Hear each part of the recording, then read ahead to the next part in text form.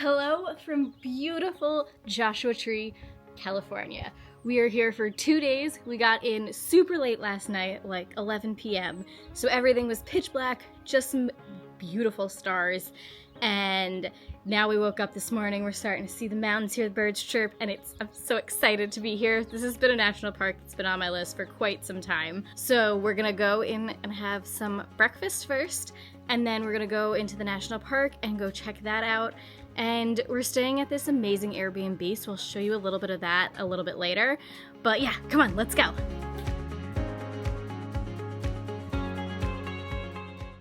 First things first, we headed over to downtown Joshua Tree to check it out a little bit, as well as grab some breakfast.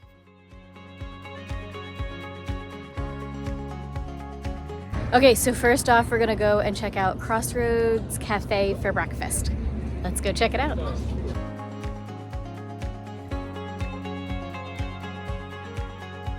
Well, and cheers. Luckily, we got a table pretty quick and didn't have to wait too long, but it is pretty small and quaint inside. But for breakfast, Poppy got some pancakes, or happy face pancakes. I got a burrito, which was fantastic, and then Jack got the club sandwich. Crossroads for breakfast, what'd you think? Thumbs up. I thought it was really good. We didn't really film much of there because it was loud, and it was kind of loud in there and didn't really want to disturb people, but it was a very tasty breakfast. My burrito was fantastic. Poppy ate most of her pancakes, and you got the club sandwich, so we tried lunch and breakfast. I would definitely recommend it if you're here. There's not too many options, so that's a good one to give a try. This is a great one for takeaway. Now let's do a little bit of shopping before we head into the national parks. Let's go. The first stop we went into was Son of the Desert. This was a really cute shop and basically right next door to where we had lunch. I would definitely recommend checking it out. They had some pretty cool stuff as well as a fun little backspace. And then we kind of just continued on shopping. The rabbit hole. They had cute souvenir-y things if you're looking for like a shirt or something. Fun one. Loved this one. A bunch of local artists and stuff. We got a few things in here. There's a lot of really cute shops here. Also have to give a shout out to this one. This is the Trading Post. Honestly, go in here because you wouldn't realize how adorable it was from the outside. So I would say not a huge amount of shopping here, but definitely some goodies. We definitely bought a few things for sure at a few different shops. Like this bag is full. So yeah, definitely worth venturing and just exploring a little bit. Not too much time, but some good ones. So if you're looking for a bottle of wine or some booze when you're here, between the Country Road Cafe where we had breakfast and the Des, which is a great one if you just want some coffee or a quick grab and go, there is a wine shop. They also had some liquor as well, but a great one if you just want a nice little bottle of wine for the evening and to enjoy. So definitely suggest that. We got a nice bottle. The last place we checked out was called the Gift Shop. It's directly across the street from Joshua Tree National Park Visitor Center. We checked out both of those. The Visitor Center was super busy, so then we headed off to the national park. So now let's go and explore the national park just a little bit. Okay, so we shopped for about 2 hours, and now we're hopping back in the car, and we are going to go to Joshua Tree National Park and do a few hikes. Let's go.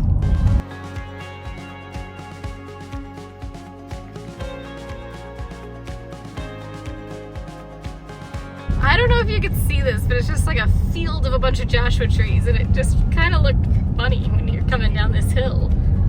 They just look like Dr. Seuss trees.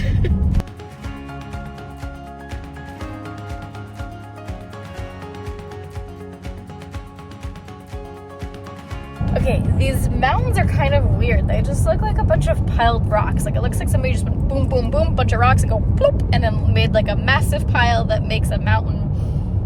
But it just looks like crumbled up rocks. It's kind of weird. Isn't a mountain just a pile of rocks anyways? Like, I mean, it just doesn't have grass and trees on it. It's just big rocks, not crumbled up rocks. It does look like a pile of rocks. I will get you that. But that is a mountain.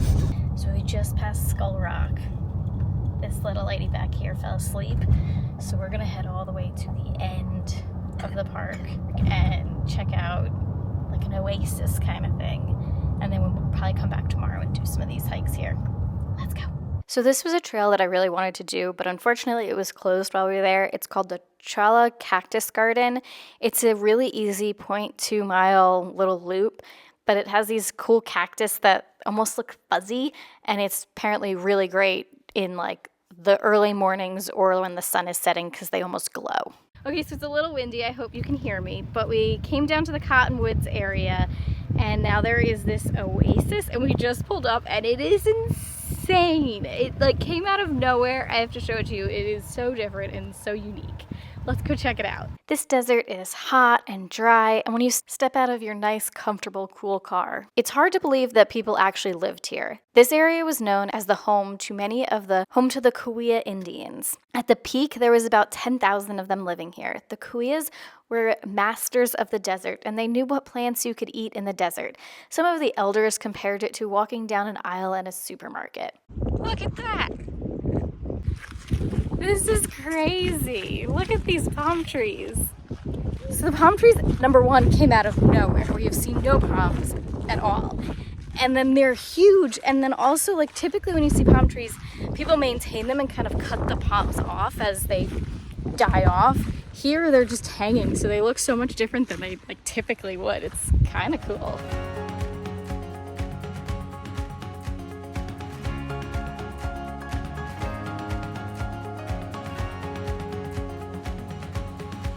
For scale, this is the size of them.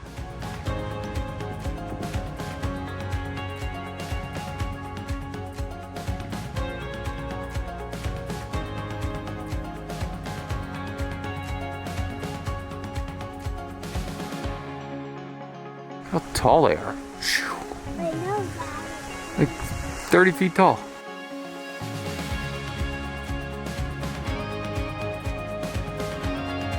This is so cool. This truly came out of nowhere. They're huge. Like, look at the size of these palms.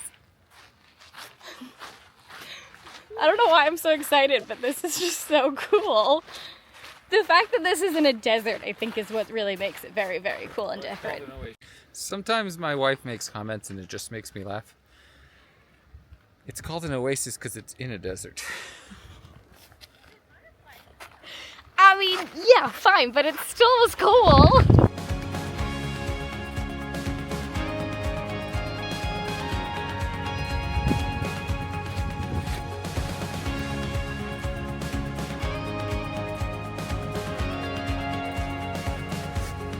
Okay, now that we're back in the car, first off, that was super cool. If you have time, definitely come down here because it is really unique, but it is a little bit of a trek from most of your other hikes.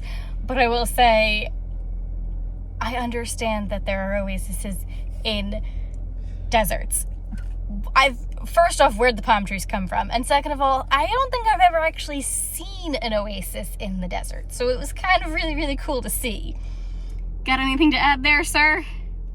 No. At least you admitted that you knew that there were oases in deserts. But where'd the palm trees come from? Probably from a seed. Sometimes. Sometimes. You think it's from a seed too? Yeah, do you think? It definitely came from a seed somewhere, but where did that seed come from that it arrived here and then these massive palms grew? That's the question.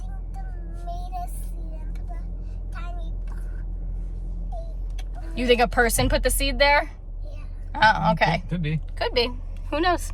Okay, so the one stop we did in the national park was great. We're gonna go back tomorrow and do a few more hikes. I got a few on my list. But we went back, we changed quick, or at least Poppy and I changed quick, and now we're gonna head over to dinner and we're gonna go to the Copper Room. It seems like a really cool one. We'll bring you along. Let's go. Well, Oh, what? so it takes about an hour and a half to drive from one side of the park to the other side of the park. We went all the way across and then looped back around I-10 to 62, I think is the road, and drove through Coachella. Yes. Also, if you have the time, if you go that way too, you can stop off in Palm Springs, which would be a great one. We just were kind of done with driving and had dinner reservations for tonight, but another great option if you're in this area. This restaurant has a really rich history, so let's learn a tiny bit about it. The whole story of the high desert aviation begins in Pioneertown in the 1940s when Gene Autry and Roy Rogers ramped up filming. And we'll be checking out that area later on in the video. And then, long story short, jump to the 1950s. A doctor acquired this 80-acre plot to build an airport and diner house, making it the Copper Room. For decades, it was super famous for people like Frank Sinatra and lots of his friends and the Rat Pack and just a lot of big-name people. And it also may have inspired some of the songs like Come Fly With Me, Love and Marriage, To Love and Be Loved, some famous ones. So basically, that's kind of how this restaurant got started, and it has been here ever since. It's right on the airport landing strip, so you have the opportunity to actually see some planes landing while you are here. The Yucca Valley Airport does not have any commercial passengers, so just private, but it does provide services such as aircraft maintenance and flight training. Okay, you got mac. That's not a cheeseburger. That's not mac and cheese either. That's grilled cheese. Try again. One more? We got a lot of food to try. We started with some cucumber salad, some french fries, some tuna crudo, a smash burger, as well as peanut noodles and a Caesar salad. The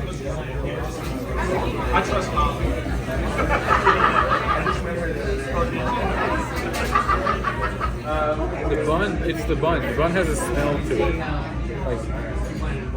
Like freshly baked and then grilled on the top. It's the aroma when you bite into it. It's just different.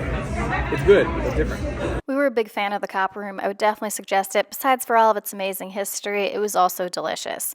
Next morning, Jack woke up and went for a run. And while he's doing that, Okay, super quick, let's take a look at this Airbnb that we're staying in. It will be super quick, but it's an amazing one, especially if you have a family or two families staying together. It has everything you could need and is literally 6 minutes from the park. It's in a fantastic location.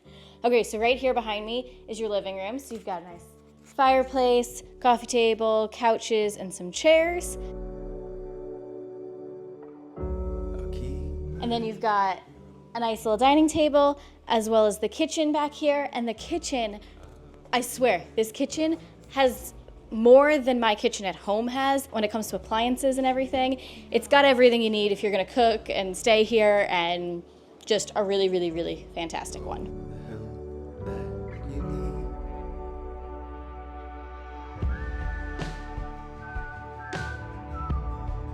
Okay, and then just past this amazing living room, you head down the hall. I'm gonna flip you so you can see what it actually looks like. So you head down this hallway, and first you have a washer and dryer, super, super helpful if you've got families. And then you come across the very first bedroom, which has a nice big, big, big bed in it. Perfect, super comfy. Storage, all of the above. And then if we come out here, you've got another bedroom with two single beds. Perfect, very similar setup as the last one with a closet, super great. And then straight across the hall from this one, you've got a full bathroom, absolutely awesome. So those two bedrooms can share this bathroom. And then when you continue on down the hall, you've got the master, which first you run into the bathroom. It's got everything again you could possibly need. A huge tub, shower, and toilet. Nice, huge, very large shower. And then you come into the master with a nice big bed. This room's a little bit more actually a lot more spacious, but perfect, great views in here too. And then just off of this, there's like a little office sitting area, and then a couch. This couch is a futon, so you could fit a whole family. You can go directly out to the porch through these windows, but I'm gonna go out through the main living area. Let's head back over there. Okay, so now back from the living room, there is this door right here. We're gonna go out there and check out outside. Come on. Very sunny outside. Okay, let's rotate you so you can actually see. So you come out of this door. First off, phenomenal views. The sunsets here are amazing. You do have a little bit of like an outdoor space, but it's just like kind of sandy, and which is super fantastic for an Airbnb. And then you come here on the patio, you've got some chairs with a nice little fire pit, a very nice hot tub, and then a perfect spot to sit and eat some dinner. So this is an absolutely fantastic spot if you're coming to Joshua Tree and looking for somewhere to stay that's not a hotel. You want an Airbnb kind of situation. And oh, also I forgot, there's a grill right here as well. So truly you could have all of your meals here with, from outside to the kitchen. You've got you are so covered. I'm gonna link this Airbnb below because it's in a perfect location and literally has everything you need and was extremely comfortable. Okay, let's go and finish checking out the rest of the parks. Come on. Okay, one other thing. There's a telescope in here, which is super fun at night to look through and see if you can see the stars. I mean, what Airbnb has a telescope in a place that is known for their stargazing?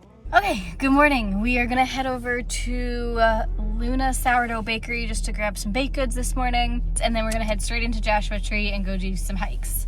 Everyone excited? Yes, let's go. Yes. Let's go! This bakery was amazing. We got a few things and ate almost all of it and forgot to film it because it was just so good.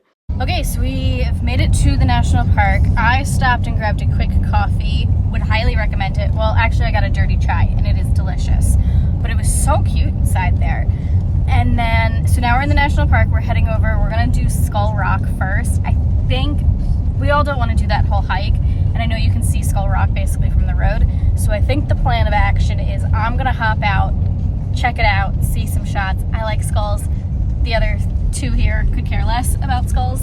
So I wanna see Skull Rock, get a few shots, and then I'll hop back in the car and then we'll go and do one or two, probably two more hikes, we'll see. Let's go.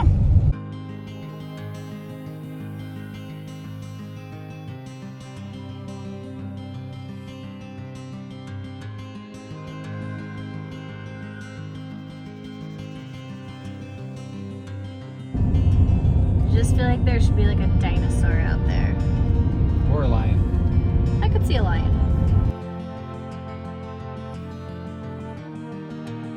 Okay, so I'm going to head over to Skull Rock by myself and let the other one stay in the car, and I gotta figure out which way to go. Let's go.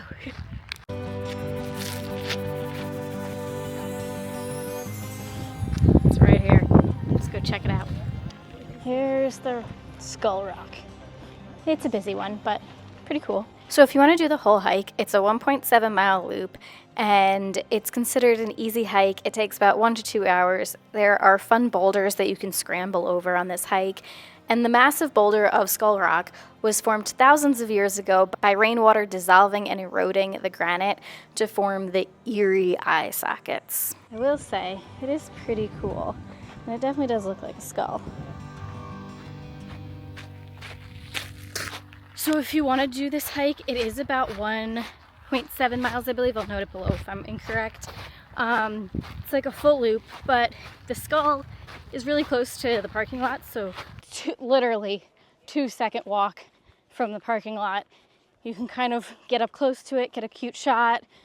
If you want to get a little bit aerial of a view, kind of like the ones you saw me get, you do kind of climb up this one little boulder just a tiny bit. It is insanely packed. But it is a fun one, and it is nice that it is a 2-second stop if you just want to see the skull and nothing else. So just keep that one in mind. Now let's go to the next one. I think we're going to go to the Arch Trail next. Let's go. We are going to the Arch Trail now, all three of us. Pops is right down there. So let's go do this. It's a quick one. It's less than 2 miles. All the ones I had were less than 2 miles. So let's go check it out. Come on. And Poppy doesn't know it yet, but there's also a heart rock too. So we're gonna probably check that out as well for the little lady.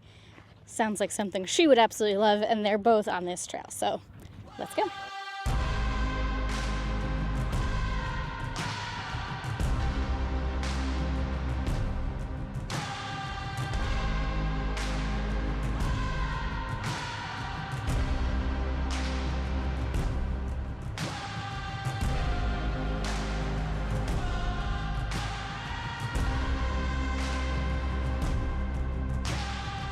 Can you read it for me?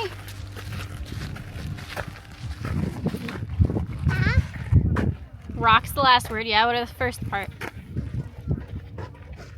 Walk. Poppy decided that we should head towards the Heart Rock first, and then we'll look at Arch Rock. So let's go find the Heart Rock. Oh, there's a lizard up there. Oh, there is a lizard. Good spot, Pops. Oh, yeah. Yeah, you see a lizard?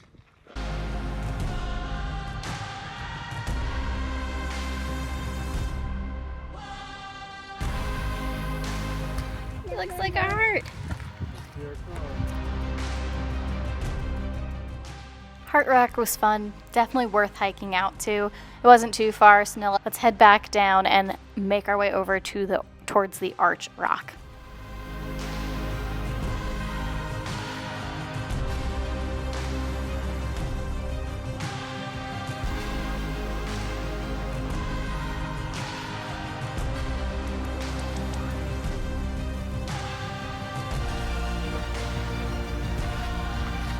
Heading towards Arch Rock now. Arch Rock was cool. We didn't feel like scrambling up those boulders to get closer, and it was decently busy. Personally, I think we all liked Heart Rock a little bit more, but if you're out here, it's definitely worth checking out. These rocks are weird. They're almost like concrete. Like if you told me this was man-made, I wouldn't question it.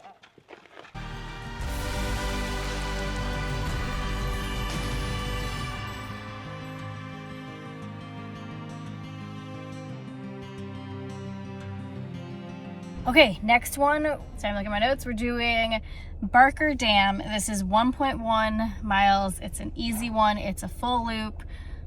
Let's go check it out because it is warm out today. This might be the last one until tonight. Okay, so according to the sign, this is an easy 1.1 mile loop. It should take about an hour, and you're going to move in and around giant granite boulders on the Barker Dam Nature Trail. And as you go along, you'll come across the historic dam. It was built by early cattle ranchers, and the dam captures water for livestock. This is a fun walk. If you want to get up close to some of the Joshua trees, this is a pretty good one to take.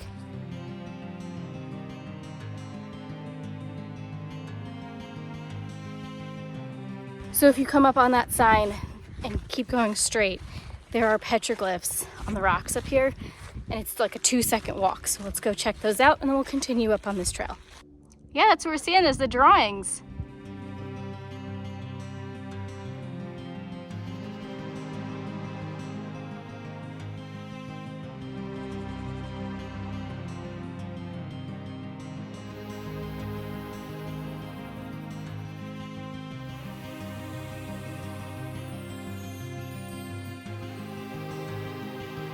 Okay, hopefully you can hear me because I know it's a little windy, but I have to say this has been a nice variety of hikes. And we'll go through it a little bit more in the car or later at the Airbnb, but like rock formations, the palm trees, and now this, which is really walking through the Joshua trees. It's been a nice variety of some easy hikes. As we explore a little bit more of this hike, let's learn a little bit about Joshua Tree National Park. It was established only in 1994. So technically, I'm older than it.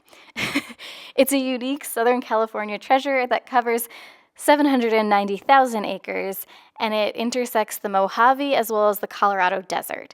It's famous for its namesake, the Joshua Tree, which is actually a giant yucca, not a tree. It's known for its world-class climbing and rock formations. The Joshua Tree is actually a member of the agave family. So this is the Barker Dam.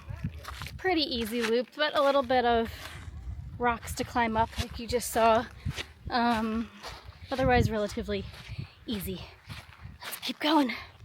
Right here is the dam, which there should be water down there. There's a tiny bit right there. Let's see if there's more up at the top of the dam. Keep going.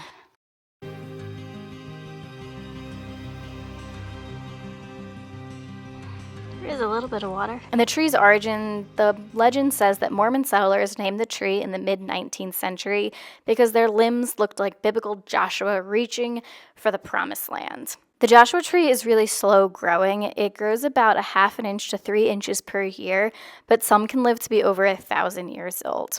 Okay, let's get back to the hike. Well, that was kind of fun that we got to see a little bit of water in the dam. I was not too hopeful that we actually would, so that was a nice little treat. There wasn't an exorbitant amount, but there is definitely some. Let's keep on going. It's a full loop, so just keep on the path.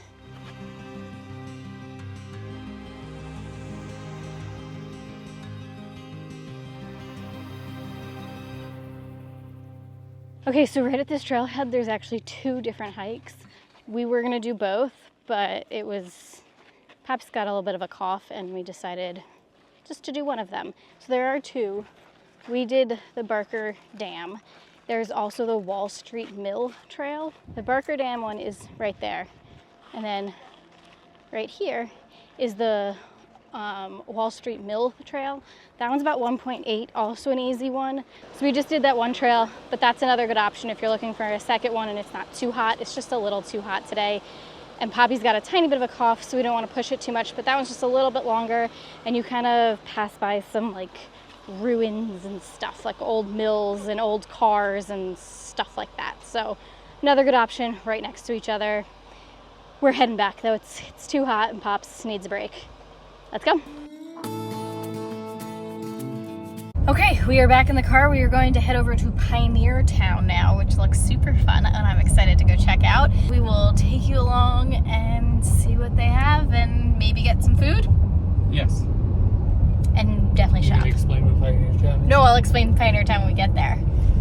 Okay, so now that we've made it to Pioneertown, let me tell you a little bit about it. It's an unincorporated community that was built in the 1940s as a Western movie set.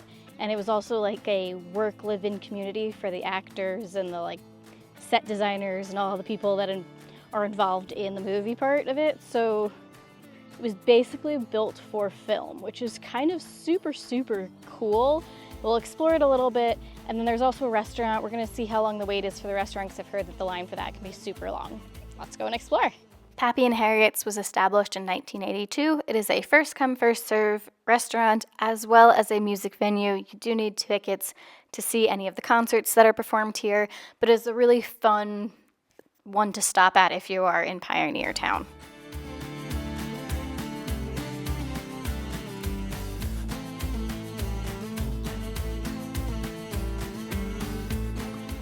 We started off with some chips and salsa.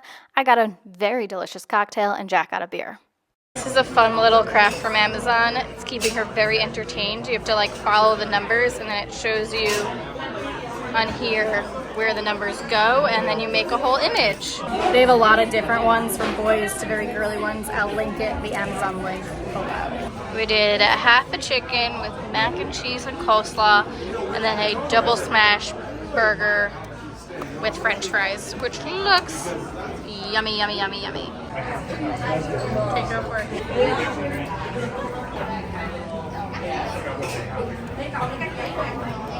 Last night? No, this is better.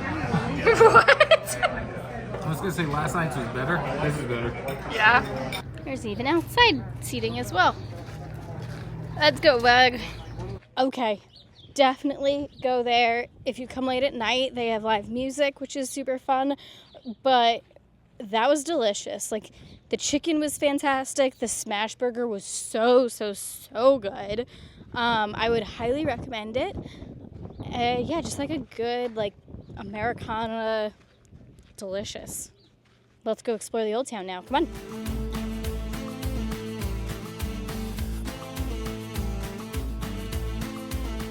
Kind of cool. It looks like it shows all the old westerns that they showed here, or they filmed here. Oh, this is cool.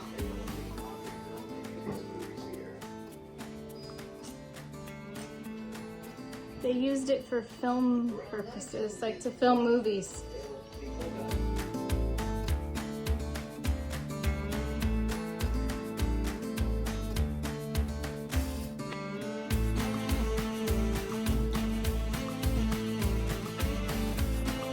All right, we're currently debating, do we do the saloon? Because we're in the Wild West town, and I say yes. So, Emma? I don't need a drink, but like, I feel like it's sacrilegious not to for our channel. I feel like we have to do this. The Red Dog Saloon was originally built in 1946 as part of Pioneertown film set and has been in operation pretty much ever since. Throughout the 1940s and 50s, hundreds of world-famous westerns were filmed right here in Pioneertown, and the Red Dog Saloon was featured in many of them. But it was also built as a real operating saloon for the Hollywood crew to unwind and enjoy. That's pretty cool. You could stay here. That's very cool.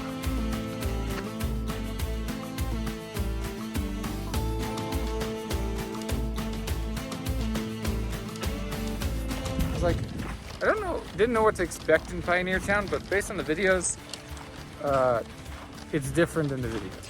It's wider and a little bit more spread out than we initially thought it would be, but it was still really fun and cool. I think people only show the first like these like 5 first shots. few right here. And then you think the saloon goes- is right next to it, and it's not. No.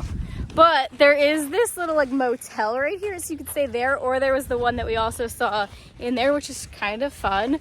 I liked it. I thought it was fun. Poppy, what'd you think? It was fun also. You know, It was fun. Best part about it. Hold on. The best part about the town was the restaurant. The restaurant's really good. I mean, I bought a pretty fun mug. I would say that was pretty good too. Oh, yeah. But I liked it. It was really cute. I love good kitschy Americana, so it's always a thumbs up in my book then. I wouldn't miss it. It's fun. It's really not that far from Joshua Tree. And I will never get over people dressing Western and are not Western. It's just amazing. Okay, let's go. I'm trying to convince Nope. Jack that we need to go see the sunset in Joshua Tree. We need to. Let's go. Well, I won that argument, and we did end up heading back in for sunset. And honestly, I'm really happy that we did, because I think this may have been almost everybody's favorite part of the entire trip. The sunset was absolutely gorgeous at the end of the day, and I would highly recommend, if you can't do sunset, do sunrise. It just makes this Joshua Trees glow, and it's absolutely beautiful. Well, this is a super pretty view. I will say it is very crowded here and not a lot of spots. There is a little walk right up there too. I might head up there, but let's see. For this very pretty viewpoint, we headed over to Keys View. It has amazing views of the San Andreas Fault and Mount San Jacinto, as well as Mount San Gorgonio and the Salton Sea.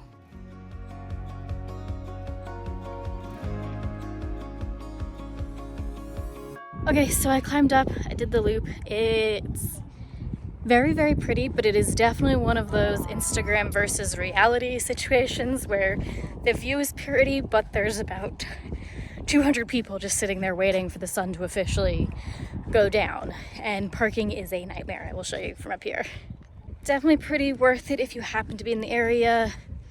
Debatable on if you just come in for this, but it is very, very pretty, and it's a really nice sunset. Jack and Poppy stayed in the car because of parking, and then we hopped back in the car, drove a little ways down, and found a phenomenal spot for some shots. And Poppy did a pretty good job at taking a picture of me.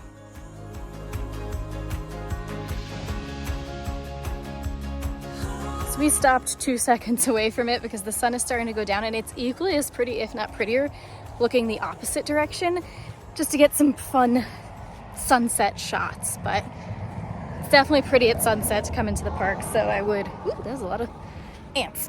I would definitely suggest it. So Jack made a good point about the Keys View spot. Nice to get there early so you can get a parking spot, but maybe not the best, because when everybody leaves, so many cars were blocking people in and like double parking and triple parking that it could be a nightmare to get out.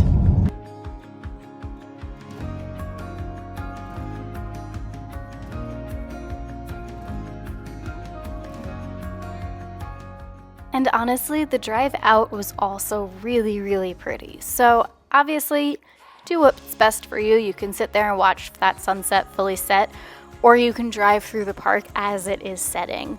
And I'm really, really happy that we did, because I managed to get my favorite shot of the entire trip here with the sunset and some Joshua trees. It was just absolutely stunning. The color and the contrast, right there's my fave. Absolutely beautiful. Let's head back to our Airbnb.